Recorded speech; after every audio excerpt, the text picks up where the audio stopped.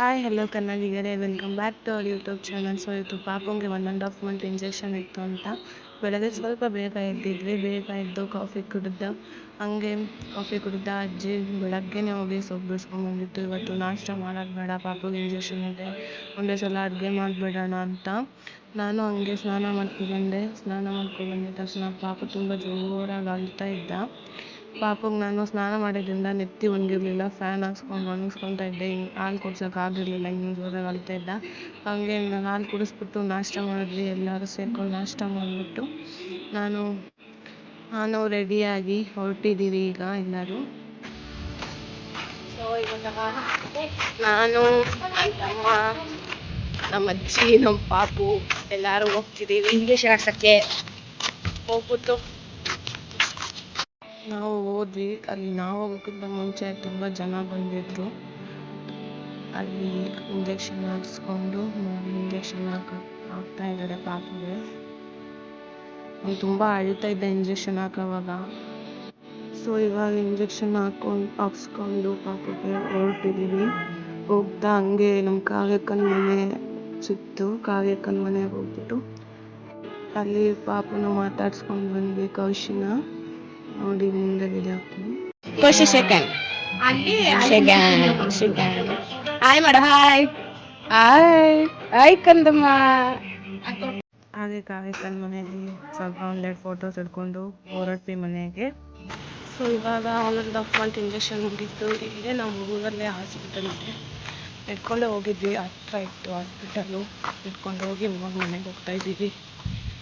ಇವತ್ತು ತುಂಬ ಇಂಜೆಕ್ಷನ್ ಹಾಕ್ಸೋ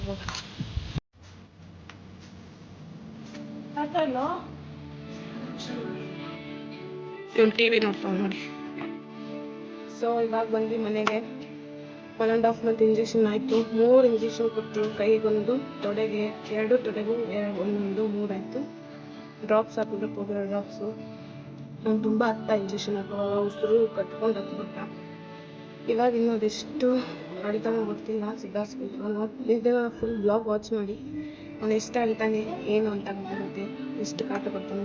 ಪಾಪು ಮಲಗಿದ್ದಾನೆ, ಇವಾಗ ಎದ್ದ ಮೇಲೆ ಅಳ್ತಾನೆ, ತುಂಬ ಅಳ್ತಾನಂತೆ. ನೋಡೋಣ ಅಳ್ತಾನ ಇಲ್ಲ ಸ್ಟ್ರಾಂಗ್ ಆಗಿದ್ದಾನೆ, ತೈಸ್ಕೊತಾನ ಮೊಬೈಲ ಅಂತ. ಹಂಗೆ ಮಧ್ಯಾಹ್ನ ಆಯಿತು. ಆಗ ಎಲ್ಲರೂ ಕುತ್ಕೊಂಡು ಟೈಮ್ ಪಾಸ್ ಮಾಡ್ತಿದ್ವಿ. ನಮ್ಮ ತಾತ ಅವರು ರೆಫರೆಂಡಮ್ ರನ್ ಮಾಡೋದು ಆ್ಯಪಿಂದ ಮನಿ ಅರೇಂಜ್ ಮಾಡ್ತಾಯಿದ್ರು, 14,000 ಇನ್ವೆಸ್ಟ್ ಮಾಡಿ. ಇವತ್ತು ಸಂತೆ ಬೇರೆ ಇತ್ತು ಅಂತ ನಮ್ಮ ಅಜ್ಜಿ ಸಂತೆಗೆ ಹೋಗ್ಬೇಕು ಕಾಸು ಕೊಡು ಅಂತ ಜಗಳ ಆಡ್ತಾಯಿದ್ರು. ಎಲ್ಲರೂ ಟೈಮ್ ಪಾಸ್ ಮಾಡ್ತಾಯಿದ್ವಿ. ನಮ್ಮ ಪಾಪು ಅಂತೂ ಅಳ್ತಾನೇ ಇದ್ದ, ಹೇಳೋಕ್ಕಾಗಲ್ಲ ಅಷ್ಟು ಅಳ್ತಿದ್ದ. ಒಂದು ಸ್ವಲ್ಪ ಹೊತ್ತು ನಾನು, ಒಂದು ಸ್ವಲ್ಪ ಹೊತ್ತು ನಮ್ಮ ಅಜ್ಜಿ ಅನ್ನೋ ಥರ ತೂಕೊಂಡು ಅವನಿಗೆ ಸಮಾಧಾನ ಮಾಡ್ಕೊಂಡಿದ್ವಿ. ಇವಾಗ ಟೈಮು 7:45 ಆಗೈತೆ. ಇವ್ರು ಇವಾಗ ವಾರ್ಕ್ ಒಣಗಾಕ್ತವ್ರೆ.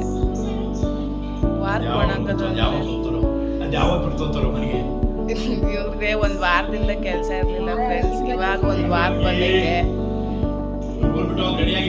ಇವ್ರು ಊರು ಬಿಟ್ಟು ರೆಡಿಯಾಗಿದ್ರು, ಇವಾಗ ಕೆಲಸ ಬಂದೈತೆ.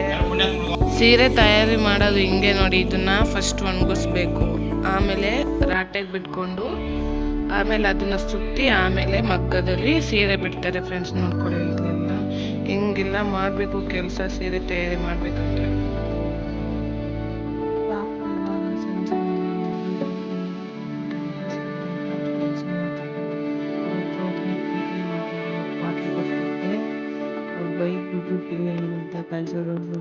ಟೈಮ್ ಪಾಸ್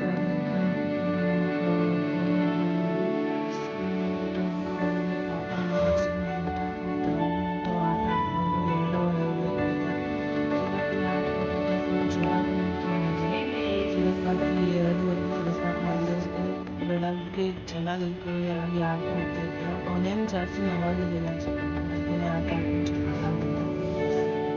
ಸೊ ಈ ವ್ಲಾಗ್ನ ಹಿಂಗೆ ಇದು ಮಾಡಬೇಕಂತ ಇದ್ದೀನಿ. ಈ ವ್ಲಾಗ್ ನಿಮಗೆ ಇಷ್ಟ ಆಗಿದೆ, ಲೈಕ್ ಮಾಡಿ, ಶೇರ್ ಮಾಡಿ, ಕಮೆಂಟ್ ಮಾಡಿ, ಹಾಗೆ ಸಬ್ಸ್ಕ್ರೈಬ್ ಕೂಡ ಮಾಡಿ. Thank you all for watching my vlog.